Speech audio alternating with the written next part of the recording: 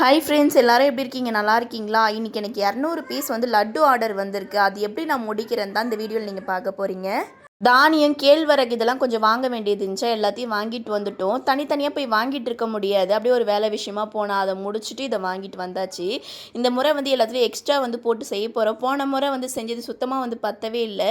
ஏன்னா இந்த வேலை வந்து ரொம்ப அதிகமாக இருக்கும். நம்ம வந்து கழுவி காய வைக்கிறது, புடைக்கிறது மட்டும் தான் நினச்சிட்ருக்கோம். அது கிடையாது. இதில் நிறைய வேலை வந்து இருக்குது.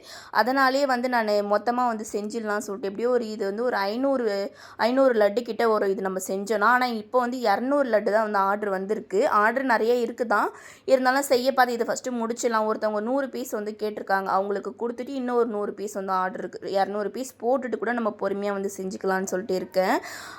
ஏன்னா இவங்க ஆர்டர் பண்ணி ஒரு 1 வீக் ஆகுது. ஃபாரின்லேருந்து தான் ஆர்டர் பண்ணியிருக்காங்க அவங்க பையனுக்காக. இதுவும் ப்ளம் கேக்கும் ஆர்டர் பண்ணியிருந்தாங்க. ஆனால் அவங்கக்கிட்ட நான் சொன்னேன், அடுத்த பேட்சில் வந்து செஞ்சு கொடுக்குறோமான்னு சொன்னேன். ஓகே சிஸ்டர், பொறுமையாகவே பண்ணி கொடுங்கன்னு சொன்னாங்க. ஏன்னா அவங்க கேட்டு ஆர்டர் பண்ண பார்த்து வந்து ரொம்ப மழை அதிகமாக இருந்துச்சு. நம்மளால் இதை வாங்கிட்டு வந்து காய வைக்கவும் முடியலையா, அதனால தான் வந்து செய்ய முடியல. இந்த முறை ஃபுல்லாகவே வந்து ரெடி பண்ணி வச்சாச்சு. எப்போ கேட்டாலும் செஞ்சு கொடுத்துடலான்னு சொல்லிட்டு. இதில் வந்து 500 பீஸ் இருக்குது. 500 பீஸில் காலி ஆகிடுச்சுன்னா அதுக்கப்புறம் வந்து மறுபடியும் செய்கிற மாதிரி இருக்கும். எங்கள் ஊரில் வந்து ரொம்ப மழை அதிகமாக பேஞ்சிட்ருக்கு. நான் இந்த வீடியோ எடுத்து ஒரு 2 வாரம் 1 வாரம் கிட்ட இருக்கும். நான் இப்போ தான் வந்து ரெக்கார்ட் பண்ணி வீடியோ வந்து போஸ்ட் போட போகிறேன். ஏன்னு பார்த்தீங்கன்னா, இன்றைக்கி ரொம்ப ஆர்டர்லாம் எனக்கு இல்லை. ஏன்னா ரொம்ப மழையாக இருந்ததுலாம் ஆர்டர் எதுவுமே எடுக்கவே இல்லை. நிறைய பேர் மெசேஜ் வந்து பண்ணிக்கிட்டே இருக்கீங்க. ரிப்ளை பண்ணாததுக்கு காரணம் இதுதான். நான் வந்து மழைலாம் விட்டதுக்கப்புறம் நான் ஆர்டர் வந்து உங்களுக்கு வந்து கொரியர் மூலிமா வந்து போடுறேன். ஏன்னா நீங்கள் ஆர்டர் பண்ணிட்டீங்கன்னா எப்போ வரும்னு கேட்டுகிட்டே இருக்கீங்களா, அதனால தான் வந்து நான் ஆர்டர் வந்து ப்ளேஸ் பண்ணாமல் இருக்கேன். ஆர்டர் பண்ணிவிடுங்க. நான் ஒரு 1 வீக் கழித்து போடுற மாதிரி இருக்கும். ஏன்னா மழை நின்றதுக்கப்புறம் தான் போடணும். நான் மழை டைமில் போட்டுட்டேன்னா அந்த கொரியர் வந்து சேஃபாக வராது. வராமல் போயிடுச்சுன்னா அப்புறம் உங்களுக்கும் நான் பேமெண்ட் ரிட்டர்ன் கொடுக்குற மாதிரி இருக்கும். நமக்கும் லாஸ் ஆகிடும் இல்லைங்களா, அதனால் மட்டும்தான். இப்போ சப்ஸ்கிரைபர் நேற்று நிறைய பேர் வந்து கால் பண்ணி எனக்கு நாளைக்கே ரீச் ஆகிற மாதிரி வேணும்க்கா, என்னோடய பையனுக்கு பர்த்டேலாம் சொல்லி கேட்டிருந்தீங்க. உங்களுக்குலாம் கொடுக்க முடியல, அந்த ஒரு வருத்தம் தான். ஏன்னா மழை பெஞ்சிட்ருக்கு, அந்த டைமில் எப்படி வேணால் ஆகலாம். கொரியர் வந்து போயிட்டு தான் இருக்குது. இவங்களுக்கு மட்டும் லட்டு போட்டோன்னா அடுத்த ஆர்டர் கூட வந்து போட்டுக்கலாம். ஏன்னா லட்டு வந்து கெட்டு போக சான்ஸ் கிடையாது. நீங்கள் வந்து என்ன நம்பி இந்த நாளைக்கு வந்து பர்த்டேன்னு சொல்கிறீங்க, நாளைக்கு வராமல் நாளன்னைக்கு வந்துருச்சுன்னா டிசப்பாயிண்ட் ஆகிடும் இல்லைங்களா, அதனால் மட்டும்தான் வந்து கொரியர் போட முடியல.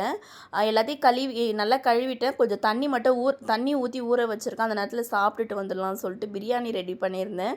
பிரியாணிக்கு மசாலா எதுவுமே இல்லை, வெறும் மிளகாத்தூள் மட்டும்தான் இருந்துச்சு. அதை போட்டே வந்து செஞ்சாச்சு. நல்லா சூப்பராக இருந்துச்சு. காரம் அதிகமாக போட்டால் பாப்பா வந்து சாப்பிட மாட்டாளா, முட்டை வந்து வேக வச்சுருந்தா அதையே மறந்துட்டேன். சாப்பாடு, இந்த ஆனியன் ரைத்தா, அது கூட வந்து பன்னீர் வந்து ஃப்ரை பண்ண மாதிரி, அதாவது 65 மாதிரி வந்து போட்டிருந்தேன்.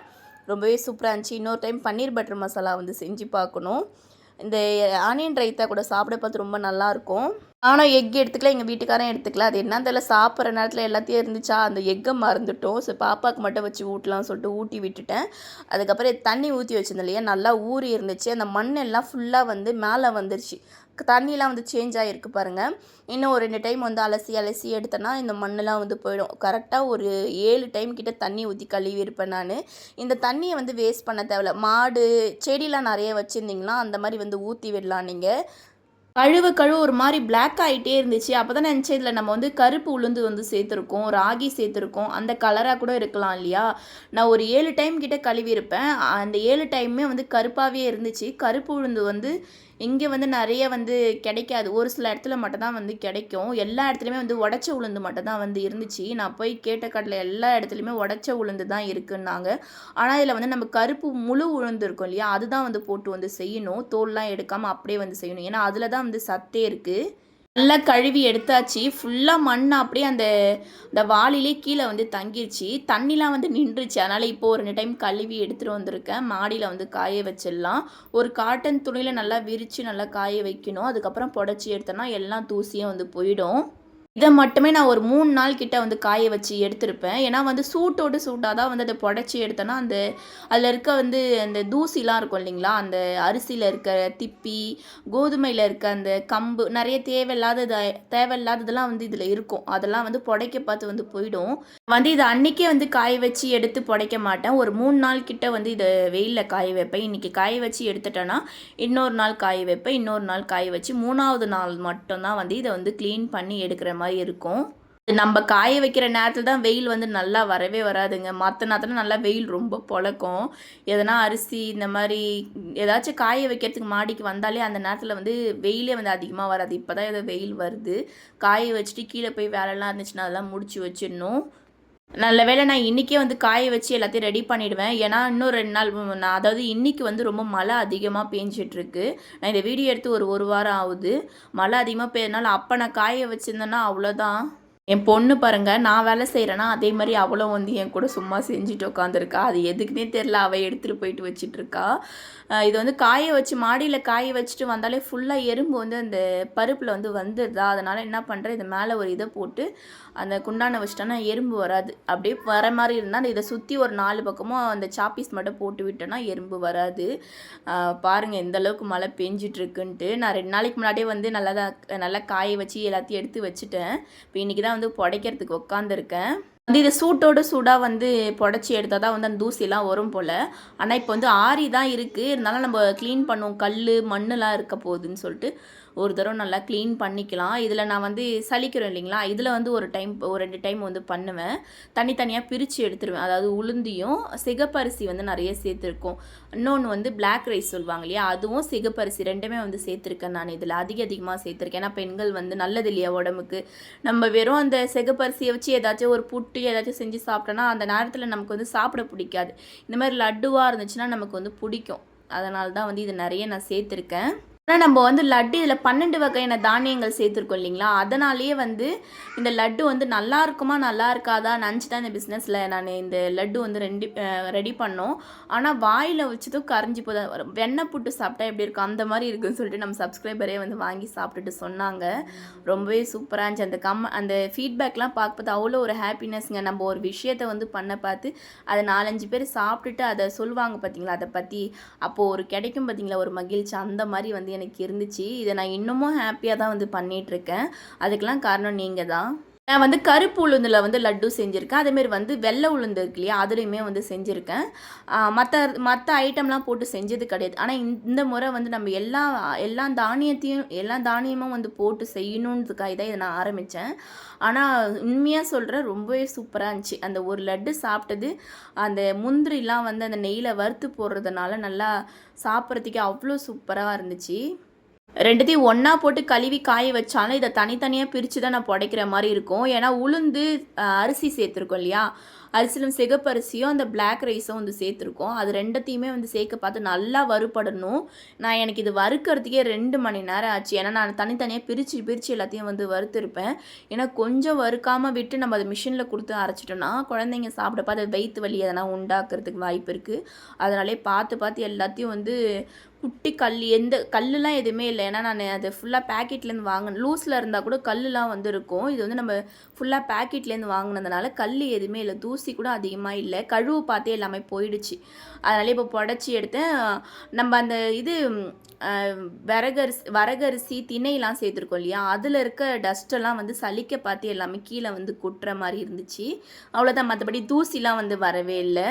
இப்போ இதையும் தனியாக வந்து புடச்சி எடுத்துடணும். கல்லாம் வந்து இல்லை, கீழேயே தெரியுது பாருங்கள் உங்களுக்கு டஸ்ட்டு. இதுதான் இவ்வளோ தான் வந்து இருந்துச்சு. எல்லாமே வந்து ஃபுல்லாக க்ளீன் பண்ணி எடுத்தாச்சு. இந்த இரும்பு கடாயில் தான் வந்து வறுத்து எடுக்க போகிறேன். இது யூஸ் பண்ண பார்த்து ஒரு டைம் தண்ணி ஊற்றி நல்லா கொதிக்க வச்சுட்டு அந்த தண்ணியை கீழே ஊற்றிட்டு தான் வந்து எல்லாத்தையும் வறுத்து எடுக்கிற மாதிரி இருக்கும். ஏன்னா எப்போ வந்து இரும்பு கடாயில் செஞ்சாலும் இந்த ஒரு டிப்ஸை வந்து நீங்கள் பண்ணிவிட்டு ஆரம்பிங்க எதுவாக இருந்தாலும். இது வந்து சீக்கிரமாக வந்து வறுபட்டுரும். நம்ம திணையெல்லாம் சேர்த்துருக்கோம் இல்லைங்களா, அதெல்லாம் வந்து சீக்கிரமாக வந்து வறுபட்டுரும். அதை வந்து நல்லா வறுபட்டதுக்கப்புறம் தனியாக எடுத்து வச்சுட்டு உளுந்தையும் சிகப்பரிசியும் வந்து வறுத்து தனியாக எடுத்துட்டேன். கடைசியாக தான் வந்து இந்த வால்நட்டையும் முந்திரி பாதாம் இதையும் வந்து வறுத்துருப்பேன். எல்லாத்தையும் வறுத்து பொன்னிறமாக நல்லா அடுப்பை சிம்மில் வச்சு வந்து வறுக்கணும். அப்போ தான் வந்து அந்த வாசனை நல்லா மணமாக இருக்கும். அந்த உளுந்து அரிசி அதேமாதிரி வந்து பச்சை பயிர் வந்து முழு பச்சை பயிர் சேர்த்துருக்கோம் இல்லையா, அந்த வாசனை எல்லாம் சேர்ந்து சூப்பராக இருக்கும், வீடே மணக்கும்.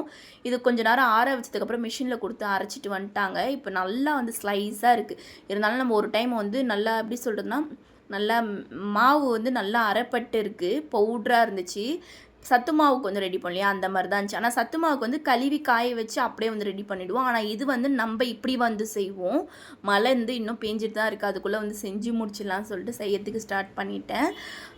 இதுக்கு வந்து நிறைய வேலை தான் இருக்கும் லட்டு செய்யறதுக்கு. ஃபஸ்ட்டு வந்து கழுவி காய வச்சு புடச்சி அதில் வந்து நிறைய டைம் புடைக்கிற மாதிரி இருக்கும்.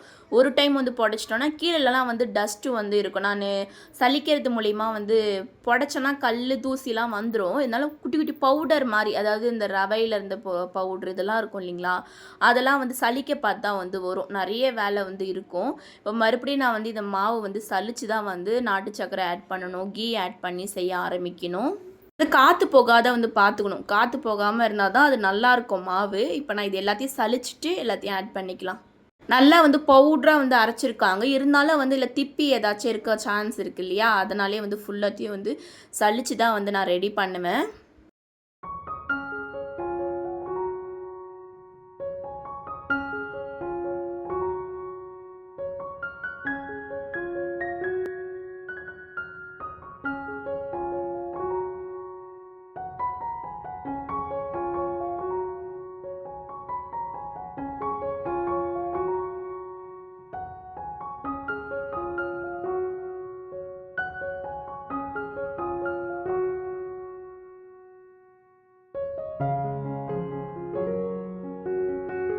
இந்த குண்டானில் வந்து போட்டுட்டேன். இதில் வந்து போன டைம் வந்து 180 லட்டு வந்து செஞ்சுருப்போம்.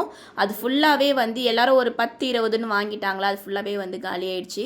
ஆனால் இந்த டைம் வந்து நிறைய வந்து செஞ்சதுனால குண்டா வந்து பத்தல. அதனால் பெரிய குண்டானில் போட்டு எல்லாத்தையும் மிக்ஸ் பண்ணிட்டேன். சர்க்கரையெல்லாம் மிக்ஸ் பண்ணிட்டு தான் வந்து இதில் வந்து சேர்த்துருக்கோம்.